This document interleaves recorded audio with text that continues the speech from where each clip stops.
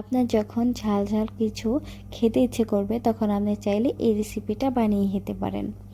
হে everyone, আসসালামু আলাইকুম। কী অবস্থা সবার? সবাই কেমন আছেন? তো চলুন আর কথা না বাড়িয়ে ভিডিও শুরু করা যাক।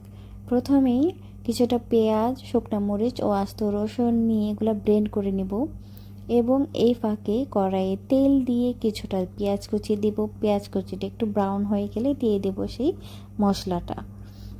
মশলাটা এবার একটু কষিয়ে নিয়ে দিয়ে দেব কিছুটা পানি এবং দিয়ে দেব পরিমাণ মতো লবণ। এবার সব একসাথে একটু ভুনা করে নেব। যখন পানিটা একদম শুকিয়ে যাবে এবং তেলটা উপরে ভেসে উঠবে তখনই আমাদের মরিচ খোলা রেডি। এটা ভাই এত মজা, আপনারা বাসায় ট্রাই না করলে বুঝতে পারবেন না। নিমিষে আপনার প্লেটের ভাত এবং হাঁড়ির ভাত শেষ। বিশ্বাস না হলে রেসিপিটা ট্রাই করে দেখতে পারেন।